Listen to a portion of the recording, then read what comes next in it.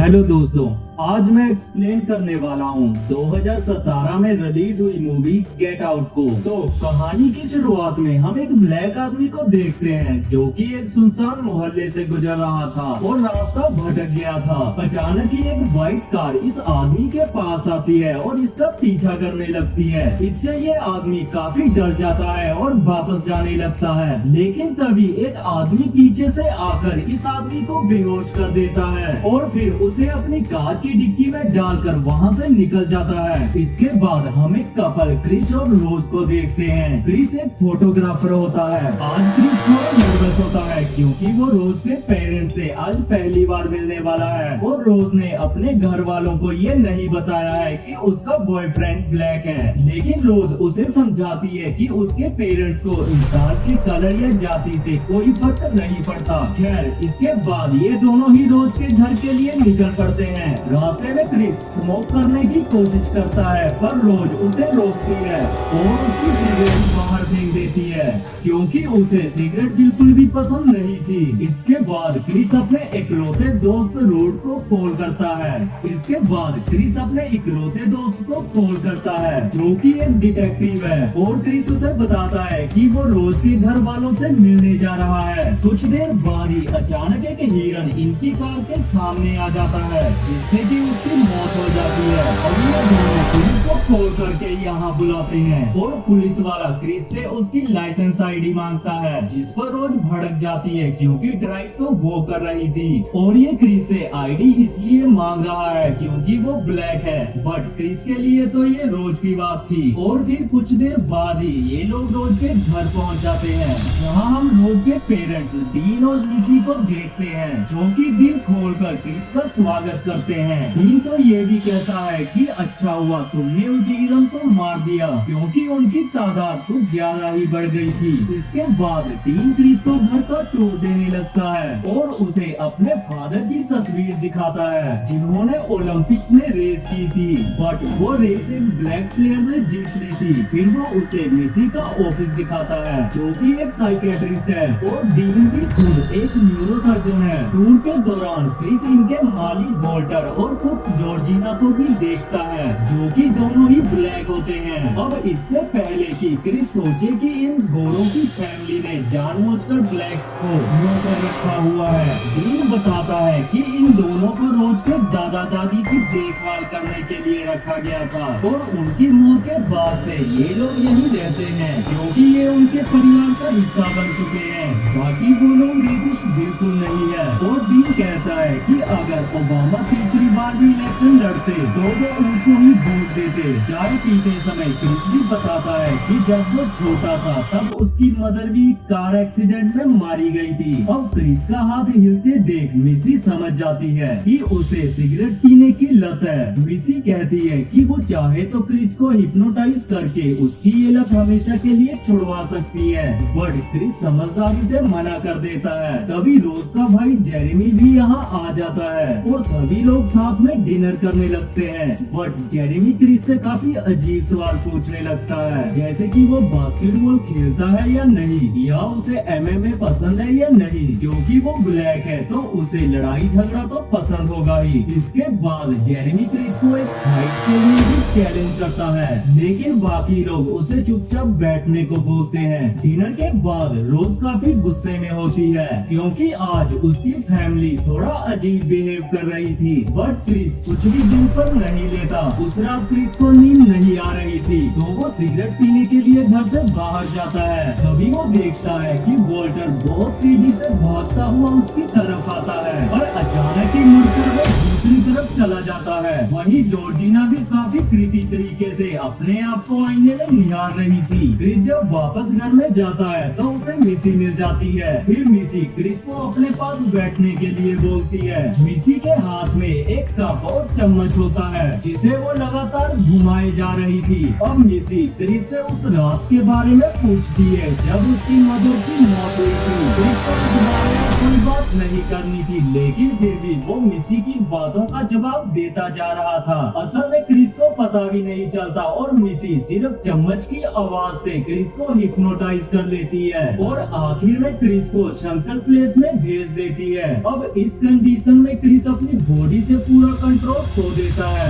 और पैरालाइज हो जाता है। वो मिसी की बातें सुन और देख तो पा रहा था, लेकिन बोल या हिल नहीं सकता था। मिसी उसकी आंखें भी बंद कर देती है और फिर क्रिस अगली सुबह अपने बिस्तर में जागता है। क्रिस को लगता है कि उसने जरूर कोई बुरा सपना देखा है। उस दिन क्रिस फिर से जॉर्जिना को आईने में निहारते हुए देखता है। क्रिस वॉल्टर से मिलने जाता है तो वॉल्टर काफी अजीब तरह से बातें करता है, मतलब कि वो जवान होकर भी किसी बूढ़े आदमी की तरह बातें कर रहा था। वो क्रिस से पूछता है कि उसका मिसी के साथ हिप्नोटाइज का सेशन कैसा रहा, मतलब क्रिस ने कोई सपना नहीं देखा था। वो रोज को जाकर बताता है कि उसकी माँ ने रात में क्रिस को हिप्नोटाइज किया था और अब उसे सिगरेट के बारे में सोचकर भी उल्टी आ रही है और वॉल्टर का बिहेवियर भी कुछ अजीब था। खैर, आज डीन ने एक पार्टी रखी हुई थी जिसमें कई सारे गोरे अमीर लोग आते हैं और हम देखते हैं कि ये लोग इनके नौकर वॉल्टर के गले लग रहे थे। क्रिस को इतने सारे गोरों के बीच अजीब फील होता है और ये लोग भी उससे आड़े टेढ़े सवाल कर रहे थे और ज्यादातर लोग उसकी बॉडी के बारे में पूछ रहे थे। क्रिस को इन सब के बीच एक अपने जैसा ब्लैक लड़का दिखाई देता है तो क्रिस उससे मिलने जाता है।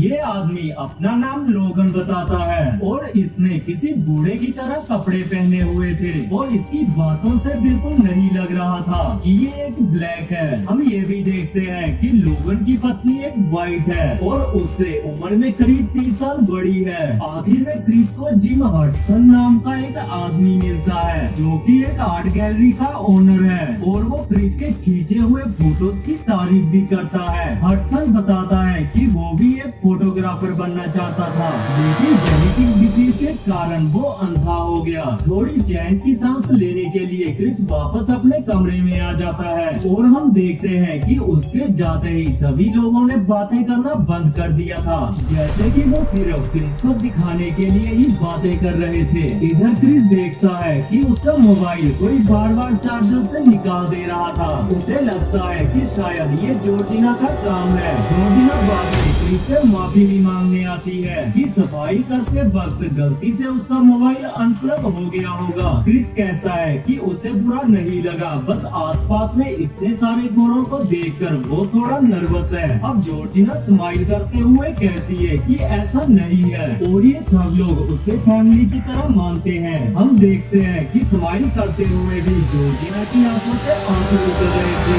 जो कि काफी अजीब था। थोड़ी देर बाद क्रिस रोड को खोलकर उसे सब कुछ बता देता है कि कैसे रात को उसे हिप्नोटाइज किया गया था और कैसे यहाँ के सभी ब्लैक लोग बुड्ढों की तरह बिहेव कर रहे हैं। ये सब सुनते ही रोड क्रिस को वहाँ से निकल जाने को बोलता है। उसे डर था कि ये गोरे लोग क्रिस को हिप्नोटाइज करके अपना गुलाम बना लेंगे, बट क्रिस इस बात को ज्यादा सीरियसली नहीं लेता और थोड़ी देर बाद ये लोग क्रिस से सवाल करते हैं कि एक अफ्रीकन होने के फायदे और नुकसान क्या क्या है। क्रिस लोगन को इस सवाल का जवाब देने को कहता है और लोगन बोलता है कि ब्लैक होना उसके लिए कमाल की बात है। इसी बीच क्रिस चुपके से लोगन की फोटो खींचने की कोशिश करता है, लेकिन उसकी फ्लैशलाइट ऑन थी। उस फ्लैश के कारण लोगन को कुछ हो जाता है। वो काफी अग्रेसिव होकर क्रिस पर अटैक कर देता है और उसे बार बार बस एक ही बात कहता है कि यहाँ से चले जाओ। अब क्रिस समझ जाता है कि दाल में कुछ काला नहीं बल्कि पूरी दाल ही काली है। उस देर बाद डीन और मिसी बताते हैं कि लोगन को बस एक सीजर आया था और अब वो बिल्कुल पहले जैसा हो गया है और वो सबसे माफी मांगकर यहाँ से चला जाता है। अब क्रिस और रोज भी घर से थोड़ा दूर लेक के पास जाते हैं, जहाँ क्रिस रोज को बताता है कि उसे यहाँ बिल्कुल भी अच्छा नहीं लग रहा और उन दोनों में थोड़ी देर बहस होती है और फिर क्रिस बताता है कि जिस दिन उसकी माँ का एक्सीडेंट हुआ था वो काफी देर तक मरी नहीं थी। अगर ये बात समझकर कि उसकी माँ आज बहुत लेट हो गई है, क्रिस ने पुलिस क्रिस को कॉल कर दिया होता तो वो उस दिन जिंदा बच सकती थी। खैर रोज उसे कंफर्ट करती है और कहती है कि वो दोनों तुरंत यहाँ से निकल जाएंगे। इसी बीच सभी गोरे लोग एक साइलेंट ऑप्शन कर रहे होते हैं जिसमें किसी और को नहीं बल्कि क्रिस को बेचा जा रहा था और ये ऑप्शन जिम हडसन जीत लेता है। क्रिस और रोज घर वापस आते हैं। तब तक सभी मेहमान जा चुके थे। क्रिस अपने कमरे में जाकर लोगन का फोटो रोज को सेंड करता है और वो तुरंत उसे कॉल कर बताता है कि ये आदमी लोगन नहीं बल्कि आंद्रे है जिसे ये दोनों एक पार्टी में मिले थे। दोस्तों लोगन वही आदमी है जो मूवी की शुरुआत में किडनैप हो गया था और वो 6 महीनों से मिसिंग है। इतने में ही क्रिस के मोबाइल की बैटरी खत्म हो जाती है और वो रोज से कहता है कि उन्हें तुरंत यहाँ से निकलना होगा तो वो जल्दी कार की चाबी ढूंढे। फिर क्रिस नोटिस करता है कि रोज की अलमारी खुली हुई थी। क्रिस को उसमें एक बॉक्स मिलता है जिसके अंदर रोज के कई सारे एक्स बॉयफ्रेंड्स की तस्वीरें रखी हुई थी लेकिन वो सभी ब्लैक थे। जबकि रोज ने कहा था कि क्रिस उसका पहला ब्लैक बॉयफ्रेंड है। हद तो तब होती है जब इनमें क्रिस को उनके नौकर वॉल्टर और मेड जॉर्जिना की फोटो भी मिलती है और साथ ही लोगन यानी कि आंद्रे की भी। अब क्रिस तुरंत ही नीचे जाता है लेकिन जेरेमी उसका रास्ता रोककर खड़ा था और डीन और मिसी भी उसे घेर लेते हैं। क्रिस चिल्लाते हुए रोज से कार की कीज मांगता है बट रोज रिवील करती है कि कार की चाबी शुरू से ही उसके पास थी पर वो उन्हें क्रिस को नहीं देगी। अब क्रिस यहाँ से भागने की कोशिश करता है लेकिन मिसी कप और चम्मच बजा देती है जिसे सुनते ही क्रिस पैरालाइज हो जाता है और संकट प्लेस में पहुँच जाता है और ये तीनों उसकी बॉडी को कहीं ले जाने लगते हैं। अगले दिन रोड क्रिस को कॉल कर करके परेशान हो जाता है और अपने डिपार्टमेंट के कुछ सीनियर ब्लैक ऑफिसर्स को जाकर बताता है कि कुछ गोरे लोगों ने उसके दोस्त को ब्रेन वॉश कर गुलाम बना लिया है और वो सब उसकी बात सुनकर हंसने लगते हैं और कोई भी उसका बिलीव नहीं करता। इधर क्रिस को बेसमेंट में होश आता है और उसके हाथ पैर एक चेयर से बांध दिए गए थे। उसके सामने एक ओल्ड टीवी था जिसमें रोज के दादा की वीडियो टेप चलने लगती है जो बताता है कि उसके परिवार ने एक साइंस का अजूबा कर दिया था जिसमें वो किसी इंसान के ब्रेन को किसी दूसरे इंसान की बॉडी में ट्रांसप्लांट कर सकते हैं और इसे वो कुआगुला प्रोसीजर बोलते हैं। उसके बाद टीवी पर वही कप और चम्मच का साउंड आता है जिससे क्रिस पैरालाइज होकर संकट प्लेस में चला जाता है। अगले दिन टीवी पर जिम हडसन दिखाई देता है, वो आदमी जिसने क्रिस को ऑक्शन में खरीदा था। हडसन कहता है कि वो क्रिस के सारे डाउट्स क्लियर करने आया है ताकि उनका प्रोसीजर अच्छे से हो सके। तो दोस्तों अब मैं आपको बता देता हूँ कि यहाँ क्या चल रहा है। तो रोज की फैमिली ने ब्रेन ट्रांसप्लांट करने का एक तरीका खोज निकाला था ताकि जब भी गोरे अमीर लोग बुढ़े हो तो वो अपना दिमाग किसी दूसरे आदमी के शरीर में डालकर फिर से जवान हो जाएं। जिसके लिए सबसे पहले विक्टिम को हिप्नोटाइज करके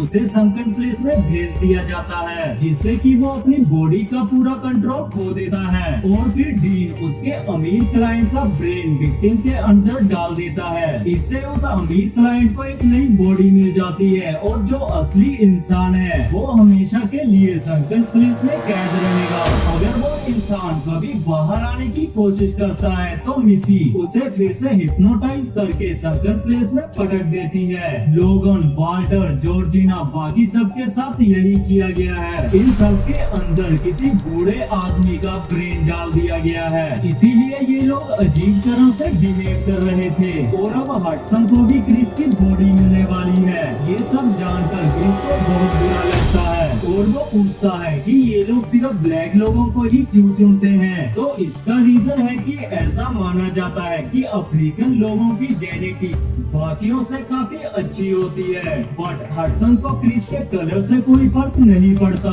उसे बस क्रिस की आंखें चाहिए थी। इसके बाद वो कप और चम्मच फिर से टीवी पर आते हैं जिन्हें सुनकर क्रिस पैरालाइज हो जाता है और दूसरे कमरे में डीन हडसन के ब्रेन का ऑपरेशन शुरू कर देता है और और जेरेमी क्रिस को लेने आता है। वो उसके हाथ खोलकर जैसे ही दूसरी तरफ मुड़ता है, क्रिस उसके सर में एक बॉल देकर उसे नॉकआउट कर देता है और हमें पता चलता है कि जिस सोफे पर क्रिस बैठा हुआ था उसकी रुई उसने अपने कान में ठूस ली थी, तो कप और चम्मच वाली आवाज उसे सुनाई ही नहीं दी। अब डीन जेरेमी को ढूंढता हुआ बाहर आता है तो क्रिस उसके अंदर हिरन के सींग घुसा देता है, जिससे डीन की तुरंत ही मौत हो जाती है। बाहर जाते हुए क्रिस को मिसी दिखाई देती है जो कि अपने कप और चम्मच लेने दौड़ती है, पर क्रिस उन्हें फोड़ देता है। मिसी स्क्रू ड्राइवर से क्रिस पर अटैक करती है, लेकिन क्रिस उसे मिसी के सर में ही घुसाकर उसे मार देता है। अब क्रिस बाहर जाने ही वाला था कि जेरेमी उस पर फिर से